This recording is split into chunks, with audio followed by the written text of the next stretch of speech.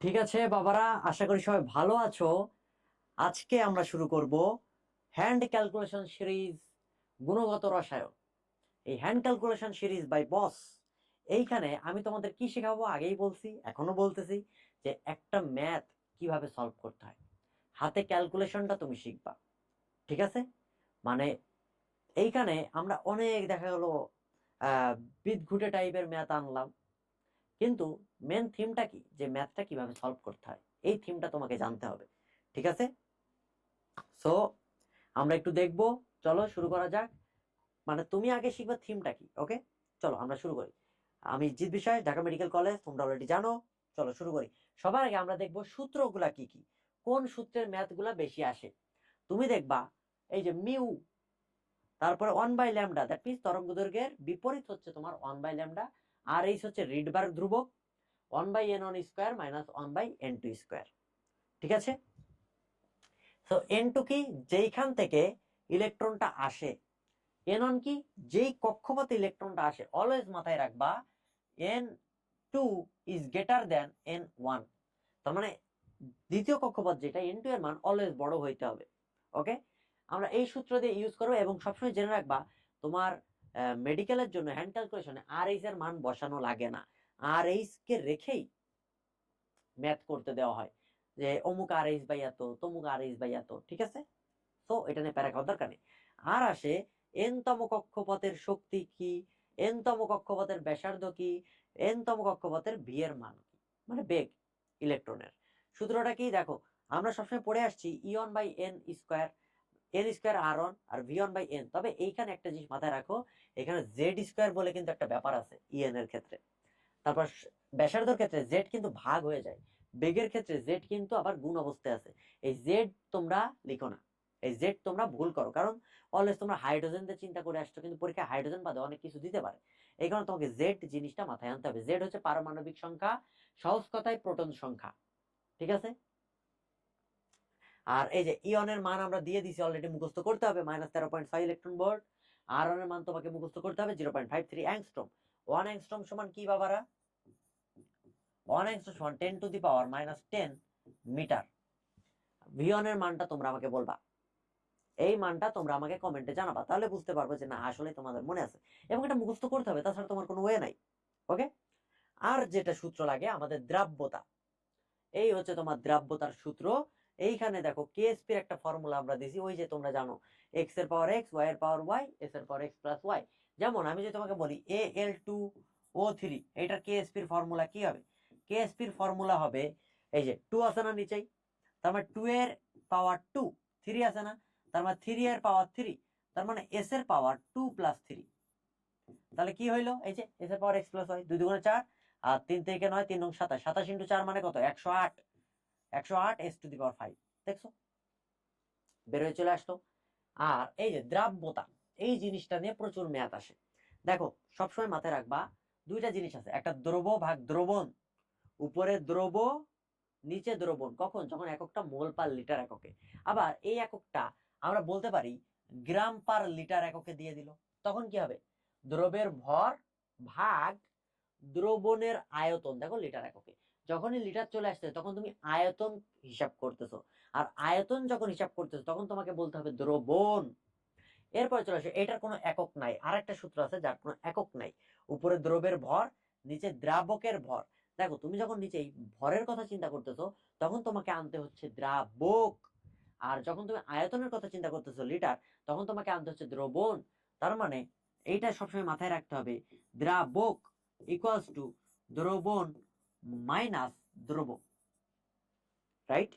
দ্রবণ কি হয়? একটা দ্রাবক, মানে চিনির শরবত চিন্তা করো, পানিটা এখানে দ্রাবক আর চিনি হচ্ছে দ্রব, দুইটা মিলাই হয়েছে দ্রবণ। তাহলে পানি বের করতে গেলে কি দ্রবণ থেকে, ওই শরবত থেকে চিনিকে বাদ দিতে হবে। ব্যাপারটা এইটাই। তাহলে এই যে দ্রাবকটা কোথায় হিসাব করতেছি, যখন গ্রাম নিতেছি নিচেই ভর, ভর নিতেছি, আর লিটার যখন একক চলে আসতেছে তখন আয়তন নিতেছি, তখন দ্রবণ বলতে হবে। জিনিসটা বুঝো ভালো করে। এই কারণে বইতে সূত্রটা লেখা আছে, উপরে এম ডিভাইড বাই নিচে এম মাইনাস ছোট হাতের এম। এমন একটা সূত্র তোমরা দ্রাব্যতার ক্ষেত্রে পাবা। সেটা কোন সূত্র? এইটা, দ্রাবক আর দ্রব। ওই যে দ্রবণ থেকে তুমি যদি দ্রবকে বাদ দাও ওইটা পাবা। সো ওই দিকে গেলাম না, শর্টকাটে তুমি এটা মনে রাখবা। আমরা এটা দিয়ে ম্যাথ করার চেষ্টা করব, ঠিক আছে? এখন চলো আমরা একটু দেখি কি ম্যাথ কিভাবে করা যায়, তাই না? তুমি কি শিখবা? থিম শিখবা, আমরা একটা ম্যাথ কিভাবে সলভ করতে পারি। ওকে, চলো। ফার্স্ট কথা, 20% সালফিউরিক অ্যাসিড দ্রবণে পানির পরিমাণ কত? মেডিকেল আসছে 15-16 সেশনে। 20% এই W/W মানে কি বলো তো? দ্যাট মিনস 100 গ্রামে দ্রব আছে কত গ্রাম? 20 গ্রাম। এটা মানে তো এটাই বোঝায় নাকি? 100 গ্রামে দ্রব্য কত আছে? 20 গ্রাম। তাহলে দ্রাবক কত? তুমি চিন্তা করো, ওই যে একটু আগে বললাম দ্রাবক সমান কি? দ্রবণ মাইনাস দ্রব। দ্রবণ কত? 100 মাইনাস কত? 20। তাহলে কত গ্রাম? 80 গ্রাম। আর দ্রাবক মানে কি? পানি। তাহলে 80 গ্রাম পানি আছে। উত্তর কত? 80 গ্রাম। শেষ। কত সহজ না? জাস্ট একটু সংজ্ঞা থেকে চিন্তা করতে হবে। এটা ম্যাথ করার আহামরি কোনো ব্যাপার না, এটা ম্যাথও না। এরপরে চলে আসো, এই যে এইটা মনে হচ্ছে অনেক বড় ম্যাথ, কিভাবে কি করা যায়, তাই না? আমরা একটু দেখি। দেখো ডেন্টালে আসছে 20-21, তার মানে এটা নিশ্চয়ই কোনো বড় ম্যাথ না। দেখে মনে হচ্ছে অনেক বড় ম্যাথ, ল্যামডা এর মান দেওয়া আছে, হাবি জাবি মান দেওয়া আছে, কেমনে সলভ করতে হয়। মানে তুই প্রসেসটা শেখ। যে তুমি এখন কেউ কমেন্ট করবা না যে বাবা এত বড় ম্যাথ কি দেবে, এটা তো করতে অনেক টাইম লাগবে। আরে বেশি টাইম লাগবে তুমি সবার পরে এসে করো না এই ম্যাথটা, তাই না? আগে তুমি ওভারশিওর গুলো দাগাই নাও, তারপরে যেটা ম্যাথ একটু কঠিন মনে হচ্ছে তুমি পরে এসে করো। কিন্তু দেখো এটা সহজ, আমরা একটু করি। যদি বিকৃত আলোক রশ্মির তরঙ্গ দৈর্ঘ্য দ্যাট মিনস ল্যামডা এর মান দেওয়া আছে 486.7 ন্যানোমিটার। আর ন্যানোমিটার মানে কি? 10⁻⁹। ওকে, মিটার।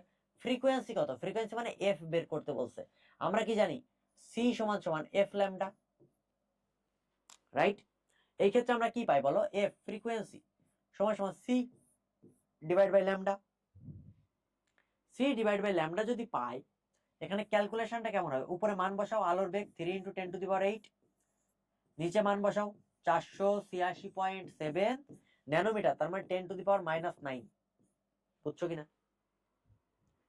মানে আমি কেন ভেঙে ভেঙে করাইতেছি, এই ভেঙে ভেঙে করিয়ে তোমার দেখাইতেছি যে আসলে কেমনে করা যায়। তুমি যখন এক্সপার্ট হয়ে যাবে না, তখন লাইন গ্যাপ দিতে পারবা, এই সূত্রও লেখার দরকার নাই। আমি সূত্র পড়ে তোমারে বেসিক থেকে বুঝাইতেছি এবং হ্যান্ড ক্যালকুলেশনটা শেখাই দিতেছি। তুমি কি করবা? তুমি তো এই লাইনও লিখবা না, তুমি ডিরেক্ট এটা বসাবা, ডিরেক্ট মান বসে কাজ করা শুরু করে দিবা। বুঝতে পারছো? আরো 3-4 লাইন গ্যাপ এমনি দিতে পারবা।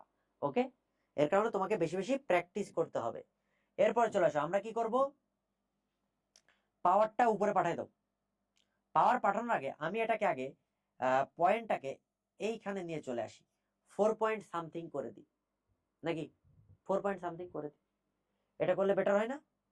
হুম, এটা কেন করব তোমার আমি বলি। 4 পয়েন্ট সামথিং যদি করি, তাহলে 3/4, এই পয়েন্টের পরে ঘরগুলারে আমি ক্যান্সেল আউট করে দেবো। মানে 486 আছে তো আমি 400 ধরছি, 400 ধরছি ক্যালকুলেশনের সুবিধার্থে। কারণ 3-কে 486 ভাগ করতে আমি পারতেছি না, আমি পারি না, ঠিক আছে? আমি 400 ধরে নিছি। সো ইনটু, তাহলে কি হলো? 2 ঘর যদি আগে আসি, তাহলে 10⁻⁹ থেকে কি হয়ে যাবে বলো? 10⁻⁷ হয়ে যাবে, 2 ঘর কমে যাবে, উপরে 10⁸। এই জিনিস তো পারতে হবে, কারণ 400 মানে কি? 4 × 10², আর এটা 10⁻⁹ আছে, বুঝে নাই? এই 400 হইলো না? 400 মানে কি? 4 × 10², 4 × 10² না? তাহলে 10² হলে 2, আর এই যে -9 যোগ করো, পাওয়ার পাওয়ার যোগ হয় না গুণের সময়, তখন কি -7 হয়। এই -7কে তুমি উপরে তুলে দাও, তাহলে 3/4 ইন্টু 10⁻8 আর 7 15 হয়। এতটুকু ক্লিয়ার কিনা? তাহলে পাওয়ার কি আসতেছে একটু তাকায় দেখো তো, ফ্রিকোয়েন্সির পাওয়ার কি আসলো? পজিটিভ মান না? যদি পজিটিভ মান আসে, এই মানটা দেখো 10⁻⁻14, তাহলে মাইনাস হইলে এই পাওয়ারটা মাইনাস বাদ। 10⁻+14, তার মানে এই মানটা হইতে পারে। 10⁻+14 এটাও হইতে পারে। 10⁻⁻14 এই মানটাও বাদ। দুইটা মান বাদ দিয়েছি। দুইটা মান বাদ দেওয়ার পরে আমার হাতে আছে আরো দুইটা অপশন। এখন এই দুইটা অপশনের মধ্যে আমি ক্যালকুলেশন করতে যাব। কেমনে করব? দেখো এই যে 3/4 আছে না? 3/4, আর এটা তো 10⁻15 এমনি আছে। যখন এটার মান পয়েন্ট দিয়ে সামথিং চলে আসবে, তুমি চিন্তা করো এখানে 5 পয়েন্ট সামথিং আছে, তার মানে এটার মান যদি 0.5 আসে ইন্টু 10⁻15 হয়, এটাকে তুমি 5 পয়েন্ট সামথিং দিয়ে 10⁻14 লিখতে পারো। এটার মান যদি 0.6 আসে, 10⁻15 তো আছেই, এটারে তুমি 6.6 ইন্টু 10⁻14 লিখতে পারো। দ্যাট মিনস তোমার হাতে দুইটা অপশন এখনো পড়ে আছে। তুমি 3/4 এর মানটা বের করো তো। 3/4 এর মান কত হয়? 100% 0.6। 4 × 24, না সরি 4 × 7 = 28, ওই 7 হয়। কি হয়? 7 হয়। 0.6 কেন হবে? 0.7 হয়। কি হয়? 0.7 হয়। তাহলে এইটার আনসার কি হয় দেখো তো। আমি একটু এইখানে দেখাই, এই টোটালটার আনসার 3/4, এই যে এইখানে চলে আসে 3/4 মানে 10⁻15। ওই কথাটা এই কথাটা সেম কিনা? তাহলে এটার মান আসে 0.7 × 10⁻15। এটা কখন আসছে? যখন তুমি এখানে 4 নিছো। অ্যাকচুয়ালি ওটা কি 4 ছিল? কি ছিল? 486, তাই না? আমরা তো 400 ধরছিলাম নাকি? ছিল কত? 486। আমরা ধরছি কত? 400। তুমি একটু চিন্তা করো, একটু কমন সেন্স খাটাও, তোমার 9-10 এর নলেজ নিয়ে আসো। x/y এইটা সমান সমান ধরে নাও পি। পি একটা ভগ্নাংশ যেটাকে আমরা x/y দিয়ে প্রকাশ করতেছি। এই x/y দিয়ে প্রকাশ করলে যেটা লব হচ্ছে x, হর হচ্ছে y। এই ক্ষেত্রে y মানে হরের মান যদি বাড়ে, টোটাল ভগ্নাংশ পি এর মান কমবে না? ব্যস্তানুপাতিক সম্পর্ক না? তার মানে 400 নিয়ে তোমার যদি 0.7 হয়, তাহলে 486 অ্যাকচুয়াল মান 400 চাইতে বেশি না? যদি বেশি হয় তাহলে 0.7 এর চাইতে মানটা কমে যাবে। মান তুমি তাহলে এই টোটালটার ভ্যালু 0.7 এর কম পাবা কিনা? সামান্য কম পাবা, বেশি তো কম পাবা না। তাহলে 0.7 এর কম কোনটা আছে? এটা 5 দিয়ে শুরু, এটা 6 দিয়ে শুরু। আনসার কোনটা হবে? 6। কাছাকাছি মান, কাছাকাছি মান দাগাই দিলাম। তুমি যদি অ্যাকচুয়ালি চিন্তা করো 48 নিতা বা 486 নিতা, তখন কিন্তু তোমার মান এই 6.163 আসতো, ক্যালকুলেটর দিয়ে বসাইলেই হইতো। কিন্তু ক্যালকুলেটর তো হাতে নাই। সো আমি 486 না ধরে 400 ধরছি। 400 ধরে আসছে 0.7। তা 486 ধরলে কত মান কমে যাইতো না? এই যে চিন্তা করো, x/y হরের মান কম ধরে তুমি যে মানটা পাইছো, হরের মান বাড়াই দিছো, বেশি হলে মানটা আরো কমে যাইতো না? এই যে অ্যাপ্রক্সিমেট একটু চিন্তা করতে হবে। টোটাল জীবনে যা পড়াশোনা করছো ক্লাস 6 থেকে ইন্টারমিডিয়েট পর্যন্ত, ওই নলেজ গুলা কাজে লাগাইতে হবে। বোঝা গেছে? এই যে ভগ্নাংশের নলেজ চলে আসছে। এটা পারবা কিনা? এটা আশা করি পারবা। তাহলে এই মানটা আমরা পেয়ে গেলাম। পরেরটাতে চলে আসো। এই যে আমাদের দ্রাব্যতাতে চলে আসছি। 30°C তাপমাত্রায় 8.5 গ্রাম লবণ আছে 25 গ্রাম পানিতে। 25 গ্রাম পানি বলে দিছে, দ্যাট মিনস এই 25 গ্রাম নট দ্রবণ, এটা দ্রাবক। এটা অলওয়েজ দ্রাবক। দেখো পানির কথা বলে দিছে, সম্পৃক্ত দ্রবণ তৈরি করে। কত লিটার দ্রবণ তৈরি করে এটা তো আর বলে নাই। তার মানে দ্রাবকের মান বলে দিছে 25 গ্রাম। এতটুকু ক্লিয়ার হয়েছে কিনা? আচ্ছা, এই তাপমাত্রায় দ্রাব্যতা কত? দ্রাব্যতার সূত্র কি তুমি বলো? উপরে দ্রব গ্রাম এককে, নিচেকে দ্রাবক গ্রাম এককে। আর যখনই এটা চলে আসে এটারে 100 দিয়ে গুণ করতে হয়, পার্সেন্ট ভ্যালুতে আনতে হয়, কারণ এটা তো কোনো একক নাই। ঠিক আছে? আর যখনই তোমার একক চলে আসবে, ওই যে মোল পার লিটারে আয়তন নিয়ে চিন্তা করবো, তখন আর 100 দিয়ে গুণ করা লাগে না। এতটুকু বুঝছো? ওকে, চলো তাহলে দ্রবের ভর বসাও 8.5, 8.5। দ্রাবক কত? 25। কেন মাইনাস করে নাই? কারণ এটা দ্রাবকের মান বলেই দিছে, পানি। পানি তো দ্রাবকই। ঠিক আছে? প্রশ্ন পড়ে বুঝতে হবে কি বলছে। ইন্টু 100, ক্যালকুলেশন করা ইজি। এটা ক্যালকুলেশন না করতে পারলে তোমার মারা খেয়ে গাছে উঠে যাওয়া উচিত। 25 × 25, 4 25 100। এখন চিন্তা করো 4 8 কত? 32। তার মানে 32-এর চাইতে সামথিং বেশি হবে, কারণ 0.5 আছে। আমি 0.5 এর হিসাব করলাম না, আমার ভালো লাগতেছে না, আমি করলাম না, তুমি পারলে করো। আর তাহলে 32-এর আশেপাশে কোনো মান হবে। 8 নিলে যদি 4 8 32 হয়, তাহলে 8.5 নিলে কত হয়? মানটা বাড়বে না নাকি কমবে? তাহলে 32-এর আশেপাশে মান কোনটা আছে? একটাই আছে, 34। আনসার 34। বুঝছো? কথা কি ক্লিয়ার? তুমি 24ও পাবা না, 14ও পাবা না, 44ও পাবা না। আনসার হচ্ছে 32, এই সরি 34। কেন? কারণ 32-এর আশেপাশে কোন একটা মান পাবো, বড় মান, তাও বড় মান, কারণ দেখেই বুঝতে পারতেছি। ক্লিয়ার হইছো? এই যে ক্যালকুলেশন গুলা ছোট ছোট, এইগুলাই মেডিকেলে আসবে। এইগুলাই বলতে এই টাইপের গুলা। তুমি টাইপ শিখো, প্রত্যেকটা টাইপ আমরা টাচ করতেছি, চিন্তার কোনো কারণ নাই। এই যে হাইড্রোজেন পরমাণু সর্বনিম্ন স্তরের শক্তি বলে দিছে, E1 এর মান দেওয়া আছে। এখন বলে দিছে দেখো হিলিয়াম আয়ন। মজার জিনিস দেখো, তুমি সুন্দর করে ইন্টারমিডিয়েট পড়ে আসছো En = E1/n²। করে দাও, আনসার মিলে গেল, চলে গেল। কিন্তু না, এটা হাইড্রোজেনের ক্ষেত্রে ছিল, কারণ তখন জেড এর মান ছিল 1, কিন্তু বলে দিছে তো হিলিয়াম, হিলিয়ামে জেড এর মান কত, পারমাণবিক সংখ্যা কত বা প্রোটন সংখ্যা কত, 2। দ্যাট মিন্স জেড এর মান এখানে আছে, তার মানে সূত্রটা এখানে জেড স্কোয়ার আনতে হবে। বুঝতে পেরেছো? মারা খেয়ে গাছে ওঠা যাবে না। ওকে, দ্বিতীয় উত্তেজিত অবস্থায় শক্তি। উত্তেজিত কথা বলছে মানে এক স্তর বেশি, উত্তেজিত বলছে মানে এক স্তর বাড়াই দিব, উত্তেজিত বলছে মানে কি করব, এক স্তর বাড়াই দিব। দ্বিতীয় শক্তি উত্তেজিত বলছে, তার মানে অ্যাকচুয়ালি 2+1, এন এর মান কত, 3। বুঝতে কি পারছো? উত্তেজিত মানে এক স্তর বাড়াই দিব। ক্লিয়ার? ওকে, চলো, এই কেন বাড়াবো, কি জন্য বাড়াবো এত কথা জানার দরকার নেই। উত্তেজিত মানে এক স্তর বাড়াবো, মনে রাখো, এটাই বসিয়ে দিবা। ঠিক আছে? হ্যান্ড ক্যালকুলেশন মানে কিছু মুখস্থ, কিছু বেসিক, এবং কতটা ফাস্ট আনসার করা যায়, অ্যাপ্রক্সিমেট কাছাকাছি, সেটা জানতে হবে। চলো আমরা মান বসাই দিই। তাহলে 13.6 মাইনাস, তার মানে দেখো এইখানে সবগুলো আনসার মাইনাস দিয়ে আছে, কোনোটা প্লাস থাকলে সেই অপশনটা আমরা মাইনাস বাদ দিতে পারতাম, যেহেতু মাইনাস আছে এটা নিয়ে চিন্তা করার কারণ নেই। এন স্কোয়ার, 3 স্কোয়ার করলে 9, জেড স্কোয়ার 2 দুগুণে 4, 4/9। এটাকে এখন কি করা যায়, এটা যদি ক্যালকুলেশন করতে হয় আমরা যেটা করব, 4 4 গুণ 13 কত হয়, 4 52, 52 পয়েন্ট সামথিং কিছু একটা মান আসবে, ডিভাইড বাই 9।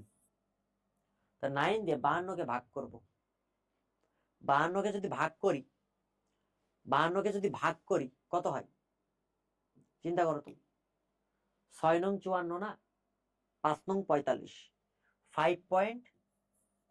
5 পয়েন্ট সামথিং কিছু একটা মান বেরোয়, 5 পয়েন্ট সামথিং কিছু একটা মান বেরোয়, কিন্তু অ্যাকচুয়ালি তো এটা 52 না।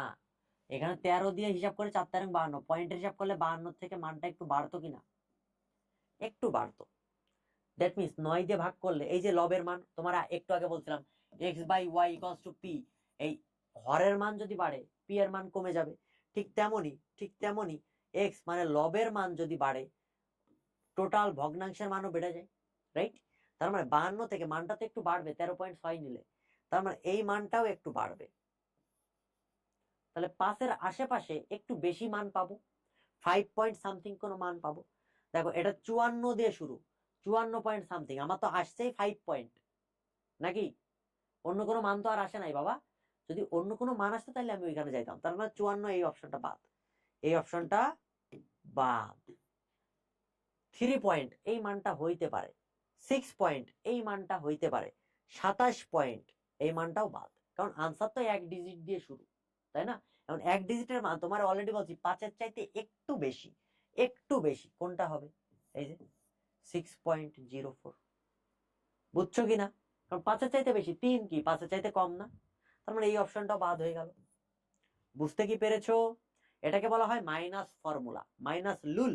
এই যারা আমার ক্লাস করো তারা জানো আমি কিছু কিছু ওয়ার্ড বলি, যেমন লুল, জীবন যেখানে যেমন, ঠিক আছে বাবারা, এগুলো নিয়ে মজা, একটা মজা। আচ্ছা যাই হোক, তা এটা তুমি অ্যাকচুয়াল মান দিয়েও করতে পারো, এই যে 4 52, 4 24, এখানে 54 পয়েন্ট সামথিং আসে, তখন 6 নং 54, 6 পয়েন্ট সামথিং কোন মান চলে আসে, অ্যাকচুয়ালিও করা যায়। আমি তো তোমাকে থিম শেখাচ্ছি, সহজ জিনিসটা সহজ ভাবে করব, কঠিন জিনিসটা কঠিন ভাবে করব, মানে কঠিন জিনিসটাকে ইজিলি হ্যান্ডেল করার চেষ্টা করব, যে আমি নিজের মতো করে ধরে নিব। ওকে, চলো পরের কোশ্চেনে যাই। এই যে রিডবার্গ ধ্রুবক আর এইচ বলছে, দেখো প্রত্যেকটা মান আর এইচ দিয়ে আছে, আর এইচ এর মান দ্যাট মিন্স বসানো লাগে না। ওকে, হাইড্রোজেনের বামার সিরিজের দ্বিতীয় লাইনের তরঙ্গ দৈর্ঘ্য কত? ঢাকা ইউনিভার্সিটি 22-23 আসছে। এখন বলতে পারো যে ঢাকা ইউনিভার্সিটি আসছে আমি করবো কেন, তোমাকে বলছি আমি এই অধ্যায়ে যত টাইপের ম্যাথ আসার মতো আছে প্রত্যেকটা টাইপ কিভাবে সলভ করতে আমি তোমাকে প্রসেসটা শেখাই দিব, তুমি জাস্ট থিমটা নাও, যে এই ম্যাথ সলভ করবা কিনা বা বইতে আরো কঠিন ম্যাথ আছে কিনা সলভ করবা কিনা, ব্যাপারটা ওইটা না, তুমি থিমটা শেখো যে একটা ম্যাথ কেমনে সলভ করা যায়। ওকে বাবারা, ওকে চলো, দ্যাট মিনস আমরা কি করব, দ্বিতীয় লাইন বলতে একটা কথা মাথায় রাখবা, এই লাইন কথাটা থাকলে n2 এর মান হবে n1 প্লাস লাইন, বুঝি নাই? তার মানে ওই যে রিডবার্গ ধ্রুবকের ম্যাথ দিয়ে করবো, n2 এর মান কত হবে, বামার সিরিজ বলছে, বামার সিরিজের ক্ষেত্রে n1 এর মান কত, 2, বামার সিরিজের ক্ষেত্রে n1 এর মান কত বাবারা, 2 না? তাহলে এটা যদি 2 হয় প্লাস লাইন, লাইন কত, দ্বিতীয় লাইন 2, তার মানে n2 এর মান 4। বুঝতে কি পেরেছো? আমরা যত লাইন বলবে সেটা n1 এর সাথে যোগ করলেই n2 পেয়ে যাবা। এতটুকু ক্লিয়ার? এখন আমি বের করব, ক্যালকুলেশন করব। তার কি বলছে? তরঙ্গ দৈর্ঘ্য, দ্যাট মিন্স 1/λ, তারপরে উল্টাইতে হবে r/h ইনটু 1/n1 স্কয়ার। আমি n1 আর লিখলাম না, তুমি অলরেডি সূত্রটা জানো, n1 এর মান বসায় দাও। বামার সিরিজ n1 এর মান কত? 2, তার মানে 2 square minus 1/4 square. r/h 1/4 minus 1/16। r/h 16 হচ্ছে এদের লসাগু, দেন হচ্ছে 4 4 16, 4 মাইনাস 1, দ্যাট মিন্স 3। মুছে দিই, লাইন গ্যাপ দিয়ে দিলাম, তাহলে 3 r/h/16। এটা কিসের মান? 1/λ। ধুম করে 3 r/h/15 এইসব দাগানো যাবে না, উল্টাইতে হবে। তোমার চাইছে কি? তরঙ্গ দৈর্ঘ্য। তাহলে ল্যামডা কি হবে বলো বাবা? 16 ডিভাইড বাই 3 r/h, নিচে যাবে r/h, 16 ডিভাইড বাই 3 r/h। এইটা হচ্ছে আনসার। বুঝছো কিনা? আনসার এবার মিলাও, এই যে বি। দেখো খুব ইজি একটা ক্যালকুলেশন, জাস্ট তোমাকে লাইনের এই জিনিসটা ধরতে হবে, প্রসেস অনুযায়ী আগাইতে হবে। আমি সূত্র লিখছি, এত তো ধাপ তোমার করার টাইম নেই। তুমি যখন ওই যে মুভির মতো ফাস্ট অ্যান্ড ফিউরিয়াস হয়ে যাবা, তখন দেখবা আরো লাইন তুমি গ্যাপ দিতে পারতেছো। এখন শুরুতে তোমাদের যেহেতু হ্যান্ড ক্যালকুলেশন সিরিজ আনছি, একটু ধাপে ধাপে করাইতেছি, ঠিক আছে? ওকে চলো, এরপরে লাইনে আমি গ্যাপ দিয়ে দিব, দেখবা ধুম ধুম করে। এই যে রিডবার্গ ধ্রুবক r/h দিয়ে প্রকাশ করলাম, ওকে গুড। হাইড্রোজেন পরমাণুর বামার সিরিজের জন্য সর্বনিম্ন তরঙ্গ সংখ্যার রশ্মি কত? এই ধরনের প্রশ্ন প্রচুর আসে, অনেক আসে। সর্বনিম্ন তরঙ্গ সংখ্যা কত, সর্বোচ্চ তরঙ্গ সংখ্যা কত, সর্বনিম্ন তরঙ্গ দৈর্ঘ্য কত, সর্বোচ্চ তরঙ্গ দৈর্ঘ্য কত, এই জিনিসগুলো আমাদেরকে কি করতে হবে? জানতে হবে। জাস্ট শর্টকাটে মনে রাখবা। এই যে কেন হয় কি হয়, এখানে তো আমরা এটা শিখতে আসিনি, আমরা শিখবো হচ্ছে শর্টকাট। তরঙ্গ সংখ্যা মিউ, একটা জিনিস মনে রাখবা, এই যে সর্বনিম্ন আর সর্বোচ্চ, এই দুইটার ক্ষেত্রে দুইটা জিনিস হয়। এক, আমরা আমাদের টার্গেট n2 এর মানটা বের করা। কিসের মান বের করা? n2 এর মান বের করা। হ্যাঁ, n2 এর মান বের করা। n2 এর মান এই ক্ষেত্রে দুইটা জিনিস হইতে পারে। এক, তোমার কি হইতে পারে বলতো? n1 প্লাস 1, এইটা হইতে পারে। দ্যাট মিন্স কাছাকাছি মান। মানে মনে করো তোমার লাইম্যান সিরিজ বলছে, সেখানে কাছাকাছি মান কত? লাইম্যানের ক্ষেত্রে n1 এর মান 1, কাছাকাছি মান হবে 1 আর 2, তার মানে n2 এর মান হবে 2। এটা লাইম্যানের ক্ষেত্রে। তার বামারের কথা বলছে, তার মানে 2 2, তার মানে n2 এর মান কত? 3 হবে। বুঝতে পারছো? আরেকটা হইতে পারে ইনফিনিটি। কোনফিনিটি? Infinity, n2। এই দুইটা মান হইতে পারে। এখন সর্বনিম্নর ক্ষেত্রে কোনটা, সর্বোচ্চর ক্ষেত্রে কোনটা? এই আমি বলছি কি সর্বনিম্ন সর্বোচ্চ, এই কথাটা আসলে তোমার মাথায় এই দুইটা জিনিস আনতে হবে। n2 এর মান কোনটা বসাবো, বসানোর পরে দেন ওই সেম প্রসেসে ক্যালকুলেশন করব। ঠিক আছে? এই জিনিসটা ধরা শিখতে হবে। সবসময় মাথায় রাখবে, এটা সবারই ঘোলায় যায়, আমারও ঘোলায় যায়। তো যেমনে বলতেছিস তেমনি মনে রাখো। এই যে মিউ বার না তরঙ্গ সংখ্যা, এটা কি তরঙ্গ সংখ্যা না? এটা তরঙ্গ সংখ্যা কিনা বলো? তরঙ্গ সংখ্যা সমানুপাতিক n2। তরঙ্গ সংখ্যা সমানুপাতিক n2, জাস্ট মনে রাখার সুবিধার্থে, অ্যাকচুয়াল কোনো জিনিস না, ঠিক আছে? এটা নিয়ে মাথা ঘামানোর দরকার নাই, এটা মনে রাখার সুবিধার্থে। মিউ বা তরঙ্গ সংখ্যা সমানুপাতিক n2। তাহলে কি হইলো? আমাদের এইখানে কি বলছে বলতো? সর্বনিম্ন বলছে। তাহলে n2 সর্বনিম্নের জন্য কোনটা ব্যবহার করব? ইনফিনিটি অনেক বড় মান না, তাহলে এইটা ব্যবহার করব, n1 প্লাস 1। তাহলে কোন সিরিজ বলছে চিন্তা করো? বামার সিরিজ বলছে। তাহলে n2 এর মান বের করে ফেলো। বামার সিরিজ মানে কত? 2 প্লাস 1, 3। তার মানে সর্বনিম্ন তরঙ্গ সংখ্যার জন্য n2 এর মান 3 পেয়ে গেছি। এতটুকু বুঝছো কিনা? ওকে, তাহলে আমরা এখন বের করি 1/λ। এটা মানেই তো মিউ বার নাকি? এইটাই তো বের করতে হবে, 1/λ তো বের করতে হবে। সো বের করো r/h 1/2 দুগুণে 4 মাইনাস 1/3 3 9। দেখো একবারে লিখে ফেলতেছি, ওই যে লাইন গ্যাপ দেওয়া যারে বলে আর কি, মান বসাচ্ছি আর কিছু না। এর আগে প্রসেস দেখাইছি। r/h এর এটা 4 নং 36, এইখানে হচ্ছে 5, 4 নং 36, that is 9 minus 4 5 5 r/h/36। Answer হচ্ছে 5 r/h/36। কই এটা 16 ভুল দিছে, 36 হবে। এখানে 16 লেখা ছিল, এটা ভুল ছিল। যদি না থাকতো আনসার ব্ল্যাঙ্ক দিতাম। এটা কি বোঝা গেছে? তো পরীক্ষায় তরঙ্গ সংখ্যা না দিয়ে তরঙ্গ দৈর্ঘ্য আসতে পারে, তাই না বাবারা? তাহলে কি করব, একটা জিনিস মাথায় রাখো, এই যে এইটা দেখলেই তো বোঝা যায়, এইটা দেখলেই তো বোঝা যায় যে তরঙ্গ সংখ্যার সাথে তরঙ্গ দৈর্ঘ্যের সম্পর্ক কেমন। তার মানে এই জিনিসটাকে যদি উল্টাই দাও, এটা কি সর্বনিম্ন তরঙ্গ সংখ্যা না? তাহলে এটা কিন্তু সর্বোচ্চ তরঙ্গ দৈর্ঘ্য, উল্টাইলে কি পাবো, সর্বোচ্চ তরঙ্গ দৈর্ঘ্য, নট সর্বনিম্ন তরঙ্গ দৈর্ঘ্য। এই জিনিসটা মাথায় রাখিও যে সর্বনিম্ন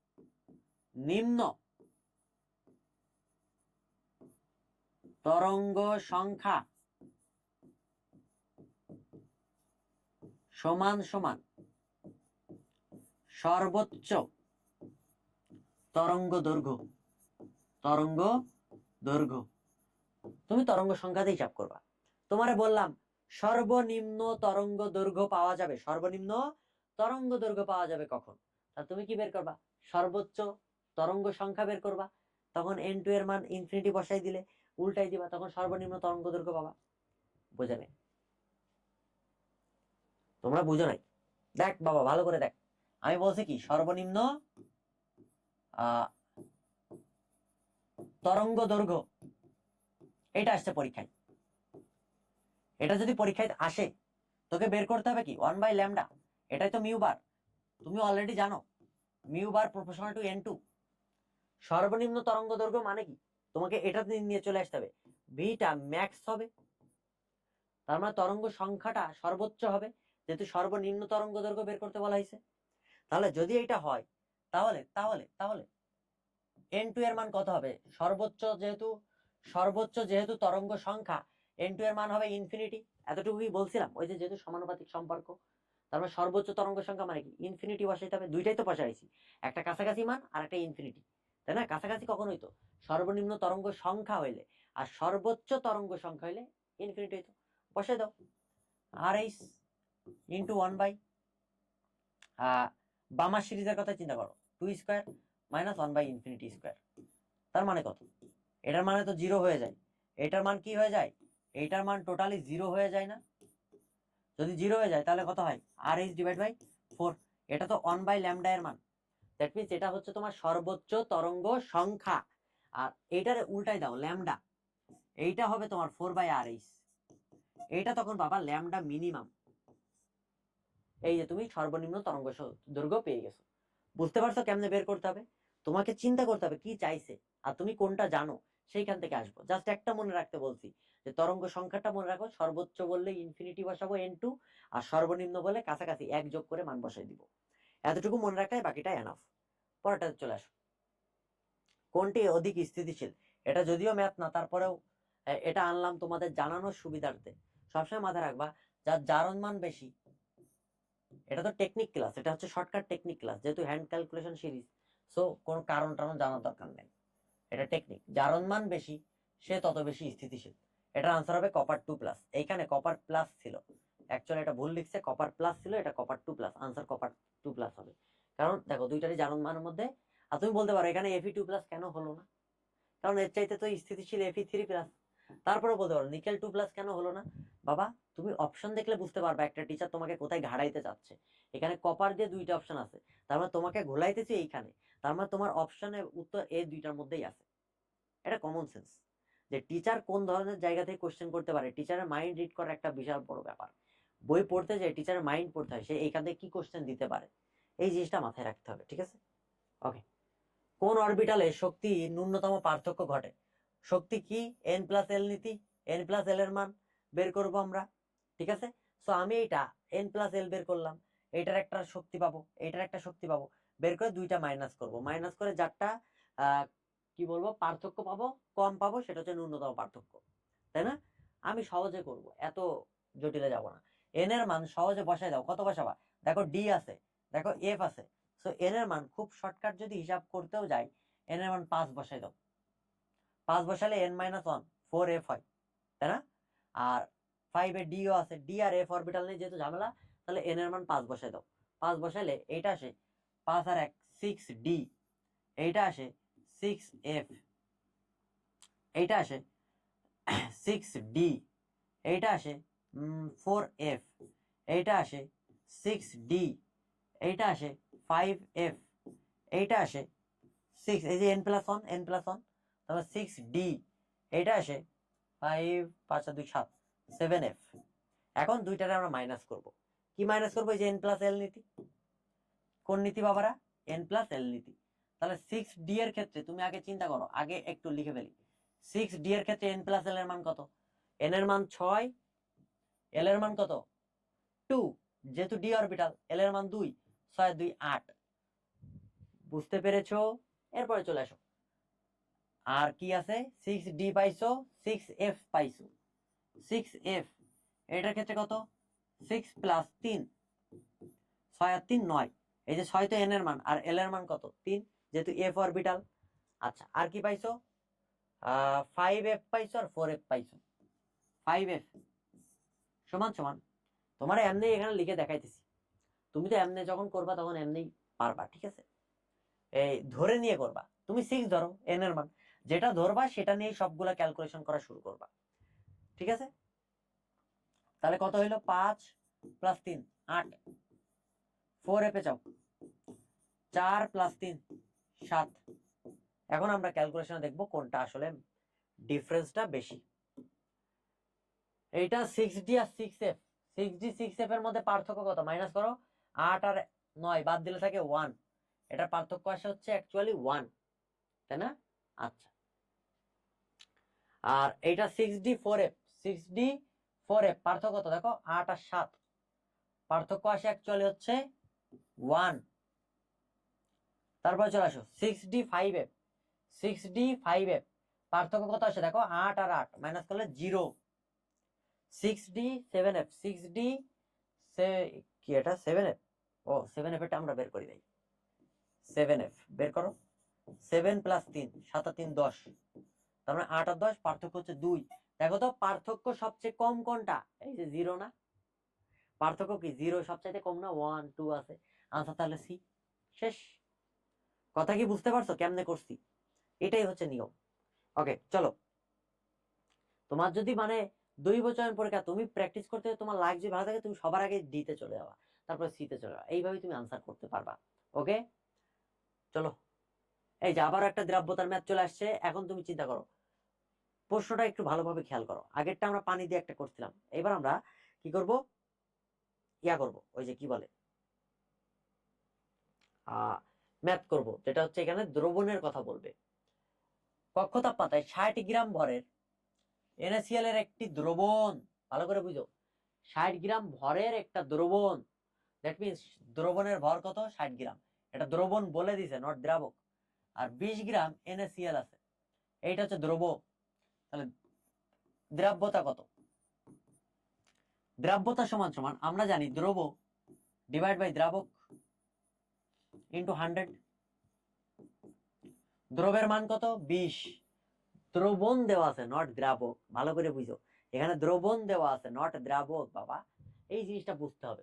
তাহলে দ্রাবক বের করতে হবে। একটু আগে বলছিলাম 60 - 20।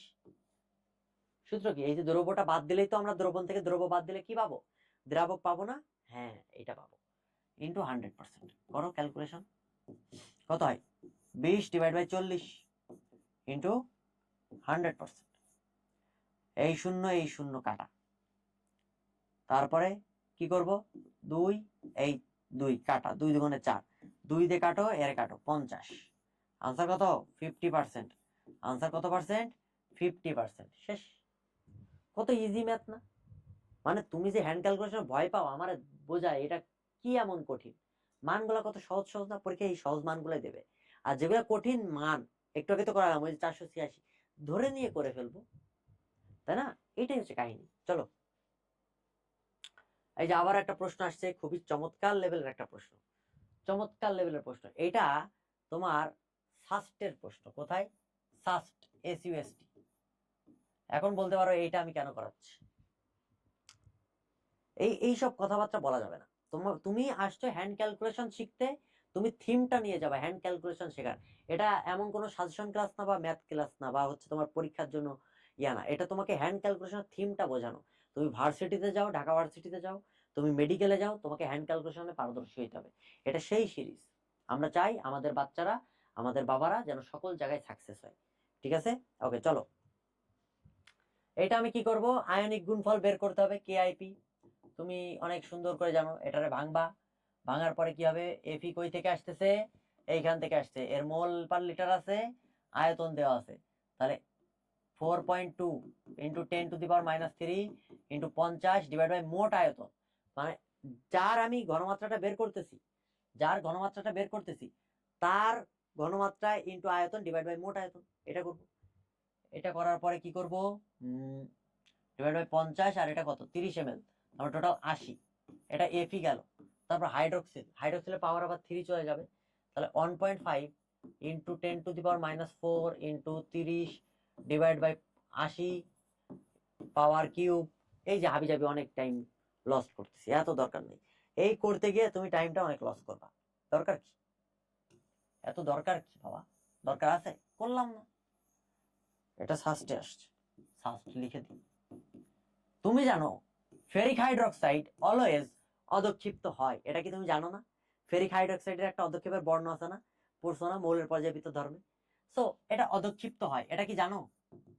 আর অদক্ষেপের শর্ত কি, এতটুকু তো মাথায় থাকা উচিত, কেআইপি গ্রেটার দেন কেএসপি। মজা না? এই যে হ্যান্ড ক্যালকুলেশনও করাই নাই, জাস্ট টেকনিক, যে সবসময় যে ক্যালকুলেশন পারতে হবে এমন না, একটু টেকনিক্যালি আগাইলে তুমি দেখবে সকল ম্যাথ পারতো। এটা দেখে মনে হচ্ছে অনেক বড় ম্যাথ, এটা ম্যাথ করাই লাগে না বাপ। তাহলে আয়নিক গুণফল কি হবে দেখো, দ্রাব্যতা গুণফল অপেক্ষা বেশি হবে, আনসার বি। দ্রাব্যতা গুণফল অপেক্ষা বেশি হবে, কারণ তুমি জানো ফেরিক হাইড্রোক্সাইড অদক্ষেপ পড়ে, আর অদক্ষেপের শর্ত তো এইটা। তো আমি কেআইপি কেন বের করতে যাবো, দরকার নাই তো। মজা না? এটাই এটাই সায়েন্স, ইল্লাম টিকাটি ব্যাপার স্যাপার। চলো, কোন লবণের বেরিয়াম ক্লোরাইড যোগ করলে সাদা অদক্ষেপ পড়ে, এত আয়ন শনাক্তকরণ টপিক, যদিও ম্যাথ পার্ট না, ম্যাথ সিরিজের মধ্যে এইগুলো দিয়ে দিছি তোমাদেরকে একটু বোঝানোর জন্য, যে না এইগুলাও একটু পড়া, মানে তোমাদের একটু বেসিকটা ইয়া করার জন্য, ঠিক আছে? একটু অ্যাটিপিক্যাল কোশ্চেন পালাম, তাই অ্যাটিপিক্যাল কোশ্চেনটা তোমাদের জানাই দিলাম। তুমি বলতে পারো এই কোশ্চেন জীবনে চোখে দেখি নাই, বা এই কোশ্চেন কি আসার মতো, জেনে রাখতে তো অসুবিধা নাই। বাই চান্স জীবনে কোথাও না কোথাও তুমি এই কোশ্চেনটা পাবা, তখন মনে পড়বে ওই যে জিৎ বাবার ক্লাসটা করছিলাম, এটা আমার মাথায় আসছে, এরকম জিনিস, ঠিক আছে? এই যে অ্যাটিপিক্যাল কিছু জিনিস জেনে রাখতে হবে। শিখা পরীক্ষায় দেখো সোনালী হলুদ বর্ণের পদক্ষেপ দেয়, দেখেই বুঝতে পারতেছো ক্যাটায়নটা সোডিয়াম প্লাস, ক্যাটায়নটা সোডিয়াম প্লাস, সোনালী হলুদ দেয় শিখা পরীক্ষায়। এরপরে চলে আসো, বেরিয়াম ক্লোরাইড দিছো, HCl এ দ্রবীভূত হয় না, সাদা পদক্ষেপ পড়ে। HCl এ দ্রবীভূত হয় না কোনটা, তুমি যদি আয়ন শনাক্তকরণ পড়ে থাকো তুমি জানো সালফেট আয়নটা অদক্ষেপ হয় না, HCl এর সাথে কখনো সালফেট আয়ন বিক্রিয়া করে না। তাহলে আনসার কি হবে, সোডিয়াম সালফেট, Na2 সালফেট, শেষ। এই যে সোডিয়ামের কারণে শিখা পরীক্ষায় সোনালী হলুদ পাইছো, সালফেটের কারণে এই যে বেরিয়াম ক্লোরাইড দিয়ে HCl এর ইয়া পাইছো, আনসার কি Na2SO4। এটা ডিইউ এর কোশ্চেন, ডিইউ, ঠিক আছে? মেডিকেলে আসবে কিনা এইসব প্রশ্ন আমার কাছে করবা না, কিছু এক্সট্রা তথ্য জেনে রাখো, জেনে রাখাটা বেটার, এই তাছাড়া কিছু না। এসে গেলে তখন আমারে বলিস, আর না আসলে তো আরো ভালো, সমস্যা নেই। কক্ষ তাপমাত্রায় এই যে 75 গ্রাম সোডিয়াম ক্লোরাইডের সম্পৃক্ত দ্রবণ, দেখো কোনো পানির কথা বলে নাই, বা 75 গ্রাম দ্রাবক বলে নাই, বলে দিছে 75 গ্রাম দ্রবণ, দ্যাট মিনস এটা দ্রবণের ভর, ভর দিয়ে হিসাব করতে হবে, তার মানে 100% গুণ করতে হবে। সূত্র পড়ছো না, 20 গ্রাম দ্রবীভূত আছে, দ্রাব্যতা কত, তাহলে দ্রাব্যতা ইএস ইকুয়ালস টু কি, এই যে 20 ডিভাইড বাই 75 মাইনাস 20 ইন্টু 100%, শেষ। এই যে আমি কোনো সূত্র লিখে নাই, ডিরেক্ট করতেছি, ডিরেক্ট, এরপরে আরো লাইন গ্যাপ দিব, 20 ডিভাইড বাই কত, এটা মাইনাস করলে 55 ইন্টু 100%। ক্যালকুলেশনটা কিভাবে করা যায়, ক্যালকুলেশনটা যদি করতে হয় আমি যেটা করব, 20 এটাকে ধরে নিব 60, এটাকে কি ধরবো 60 ইন্টু 100%। দেখো 50 না ধরে আমি এটাকে 60 চিন্তা করছি, 50 না ধরে এটাকে কি চিন্তা করতেছি, এটাকে আমরা চিন্তা করতেছি 60। এখন দেখো 60 চিন্তা করলে তখন ক্যালকুলেশনটা ইজি হয়, এই জিরো কাটা, 2 অক্ষে 2, 3 দুগুণে 6, 1/3, তাহলে 1/3 যদি হয় ইন্টু 100, তার মানে এটা সমান বলতে পারি না 0.33, 1/3 মানে হচ্ছে 0.33। ক্লিয়ার হয়েছ? তাহলে এইটা কাটলাম, এইটা কি করলাম, এটা কি, ও এইটাকে কাটলাম 1, এটারে কাটলাম হচ্ছে তোমার কত, 20, 3 20 60, 3, 1/3, 1/3 মানে কত দেখো তো, 1/3 ইন্টু 100, এটা মানে হচ্ছে 0.33 ইন্টু 100, তার মানে আনসারটা হচ্ছে 33 পয়েন্ট সামথিং কিছু একটা হবে। 100 দিয়ে গুণ করলে তো 33 হয়ে যায়, হয় না? এখন তুমি চিন্তা করো, এটা 33 হয়েছে 60 নেওয়ার পরে, ছিল কত 55, মানটা কম না? আবার সেই কাহিনীতে চলে আসো, x/y equals to p, y এর মান তুমি 60 ধরছো, বেশি ধরছো, তাই p এর একটা মান পাইছো। দ্যাট মিনস তুমি এটার 55 ধরলে y এর মান কি কম না? y এর মান কম কিনা? কমাই দিছো কিনা? 60 থেকে 55 তে নিয়ে যাও, অ্যাকচুয়াল মানে কমে গেলে p এর মান কি হবে? বাড়বে না? তাহলে আনসারটা নিশ্চয়ই 33 এর চাইতে বেশি কোনো মান পাবো। আনসারটা নিশ্চয়ই কি পাবো?